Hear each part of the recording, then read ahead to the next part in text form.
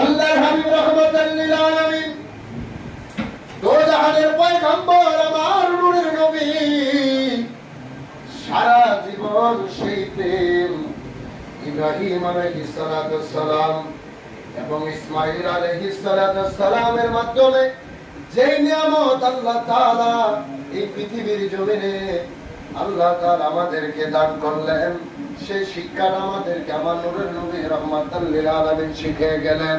হাবিবে পাকের ইন্তেকাল মুবারকের পরে আখিরি জামানায় আমার কিবলাদার হুজুর বিশ্বনবী কাদা ফরিদপুরে আয়েশা সেই শিক্ষাটাই আমাদেরকে দিলেন। চিৎকার মেরে বলেন না মারহাবা।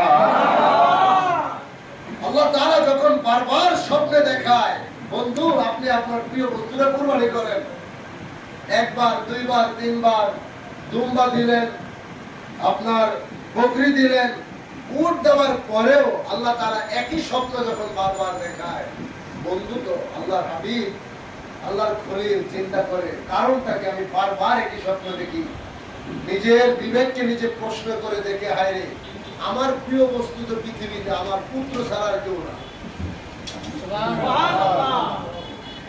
এই মুহূর্তে জমিনের ভিতরে আমার মাহবুব তিনি আমার প্রিয়, তিনার পরে আমার সন্তান। এখন আমি তো আমার সন্তান পেয়ে মাহবুবকে ডাকা বন্ধ করে দিয়েছি। ওই যে হুজুর বলছে এক খাপে দুই তলোয়ার কখনো কখনো তা রাখা সম্ভব না। আপনি এক মনে কয়জনকে ভালোবাসবেন, যাকে প্রকৃত ভালোবাসবেন একজনে কিন্তু সেখানে জায়গা পাবে, কথা ঠিক না? তিনি যখন চিন্তা করে আমার পুত্র ছাড়া তার কেউ না, বিবির কাছে গিয়ে সত্য কথাটাই বললেন, বিবি আমাকে আল্লাহ পাক বারবার স্বপ্নে দেখাচ্ছে আমি যেন আমার প্রিয় বস্তুটা কুরবানি দিই। বিবি রে আমার প্রিয় বস্তু তো আমার ইসমাইল ছাড়া পৃথিবীতে আর কেউ না। বিবি তুমি কি বলো? আল্লাহ বন্ধুর বিবি সে বলে আল্লাহ তাআলা যদি হুকুম দিয়ে থাকে আপনি আমাকে ধৈর্যশীলদের অন্তর্ভুক্ত পাবেন, আমি আমার সন্তানকে সাজিয়ে দেব।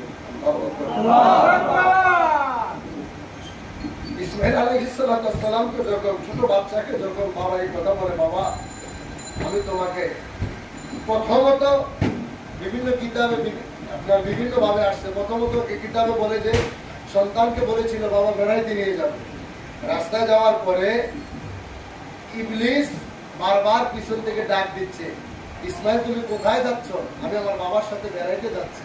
না, তোমার বাবা তোমার জবাই করতে নিতেছে। যখন এই কথা বলছে তখন আল্লাহর বন্ধু ইসমাইল আলাইহিস সালাম পিছন থেকে ঢিল মারছে। এটাও আল্লাহ তাআলা কিয়ামত পর্যন্ত হাদিস সাহেবদের জন্য হজের একটা অংশ করে দিয়েছে। এই যে হাদিস সাহেবরা কানে কামড়া হজ করার পরে শয়তানকে ঢিল মারে, কি মারে না? ওই যে আল্লাহর বন্ধু ইসমাইল আলাইহিস সালাম শয়তানকে ঢিল মারছে, তাহলে সেটা আজও পর্যন্ত আছে, কিয়ামত পর্যন্ত থাকবে। এই কারণে যাইতেছে যাইতেছে যাওয়ার পরে মিনা প্রান্তে যখন গেলেন, মা তো কাঁদতেছে সন্তানকে বিদায় দিয়ে। মা তো মাই, প্রিয় বস্তু আল্লাহর রাস্তায় কুরবানি করে দিই। বাবার কলিজা ফেটে যায়, বাবাও তো নিয়ে যাচ্ছে আল্লাহরে খুশি করতে, কাকে? আর আপনি কুরবানি দিচ্ছেন নাচতে নাচতে হাসতে হাসতে। আল্লাহর খলিল ইব্রাহিম আলাইহিস সালাম সন্তানকে নিয়ে রওনা করলেন। যাইতে যাইতে মরুভূমি পাড়ি দিয়ে মিনা প্রান্তে যখন গিয়ে হাজির হলে কোন সন্তানকে কয়, বাবা আমি তোমাকে কেন এখানে এনেছি বাবা জানোনি? বলে আমার বাবা এবং আল্লাহ ভালো জানেন। বলে বাবা আমি তোমাকে আল্লাহর রাস্তায় কুরবানি করার জন্য এনেছি। শিশু সন্তান ডাক দিয়ে কয়, বাবা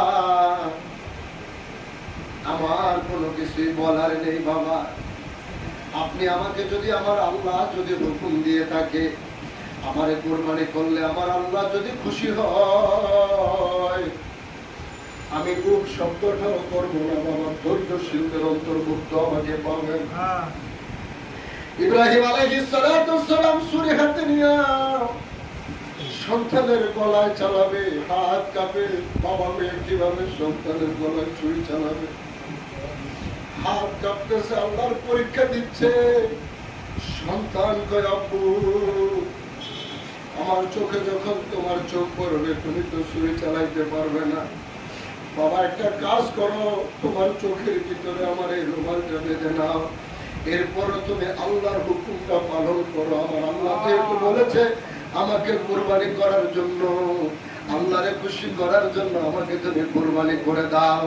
বাবা চোখের ভিতরে বেঁধে দিলেন।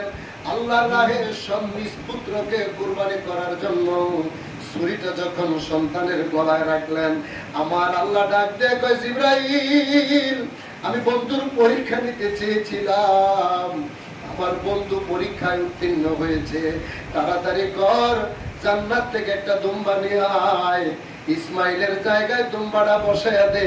ইব্রাহিম আলাইহিস সালাম ছুরি চালাইলেন, ছুরি জবাই করার জন্য পোষ দিলেন, জবাই হয়ে গেল। বাবা তো মনে করেছে সন্তান জবাই হয়ে গেছে, চক্ষুটা খুইলা দেখে সন্তান জীবিত, সন্তানের জায়গায় জান্নাতি দুম্বা পড়ে আছে। আমার আল্লাহ কয় কিয়ামত পর্যন্ত এই হালাল পশু জবাই করা আমি বিত্তবান যাহারা আছে, সম্পদশালী যাহারা আছে, তাদের জন্য এই কুরবানিটাকে ওয়াজিব করে দিলাম। চিৎকার মেরে বলেন আল্লাহু আকবার। আরো জোরে বলেন আল্লাহু আকবার। ওই পরীক্ষা যদি আপনার আমার থাকতো তাহলে বোঝা যেত কয়জন কুরবানি দেয়। এখন তো 5 লাখ 10 লাখ 20 লাখ 1 কোটি টাকা দিয়া 5টা 10টা কিনা এলাকার মানুষ দেখায়। আল্লাহ বলে না কি এত বড় কুরবানি দিয়ে মানুষের দেখা মিছিল করে। আল্লাহ তাআলা তোমার পশুর রক্ত গোশত যা কিছু আছে এগুলো কিছু আল্লাহর কাছে যায় না, আল্লাহর কাছে যায় তোমার এই তাকওয়া, তোমার অন্তরে কি আছে সেইটা। এই যে সোমবারে ইনশাআল্লাহ আল্লাহ চাহে তো পবিত্র ঈদুল আযহা, এই যে সন্তানকে নিয়ে এক জায়গা থেকে আরেক জায়গায় গিয়ে কুরবানি দিলেন, এই শিক্ষাটা কোথাও আছে না? এই শিক্ষাটা আমার কেবলাদার হুজুর কিন্তু জারি করে রাখছেন। বিশ্বনী খাদা ফরিদপুরি হুজুর বলছে, বাবা তোমরা রমজানের ঈদ ছেলে স্ত্রী পুত্র সবার সাথে করবা, কুরবানির ঈদ আপন পীরের কদমে আইসা করবা। আপনার বাড়ি নরসিংদী, কারো বাড়ি ঢাকায়, কারো বাড়ি চট্টগ্রাম, চাঁদপুর, সেই রংপুর, দিনাজপুর, আপনি আল্লাহর রাহে কুরবানি করার জন্য বাড়িঘর চাইলা আপনি সফর কইরা আপন মুর্শিদের কদমে যাচ্ছেন। কি এটা কিন্তু সেই প্রেম আপনার ভিতরে জাগ্রত হচ্ছে। সেই ইতিহাসটা যখন আপনার চোখে আপনার মনে বিবেকে তারা দিবে, তখন মুর্শিদের কদমে যে যাচ্ছেন এদিকে গেলে আপনি ফয়েজ পাবেন, আপনার ভিতরে প্রেম জাগ্রত হবে। গত জুমাতেও বলেছিলাম, কুরবানি মানে এই গোশত খাওয়া, ভাগাভাগি করা, আপনি এগুলো কিন্তু কুরবানি না। আপনার কুরবানি হচ্ছে আল্লাহকে খুশি করার জন্য, আল্লাহর রাস্তায় আপনি কুরবানি দিচ্ছেন। এখানে আপনি কত বড় দিলেন আর কত ছোট দিলেন সেটা বিষয় না। গরুর জন্য 2 বছর হইতে হবে, উটের জন্য 5 বছর হইতে হবে, আর বকরি আপনার খাসি যেগুলো এগুলোর জন্য 1 বছর। কিন্তু খাসির ব্যাপার একটা মতামত আছে, যদি এটা যদি 6 মাস 7 মাস 8 মাসের খাসিও যদি 1 বছরের মতো দেখা যায় সেটা আপনি কুরবানি দিতে পারবেন। কিন্তু গরুর বিষয়টা আপনার 2 বছর কিন্তু ওর হতেই হবে। 2 বছর। এখন বর্তমানে যেই মেডিসিন খাওয়ায়, আপনার যেগুলো খাওয়ায়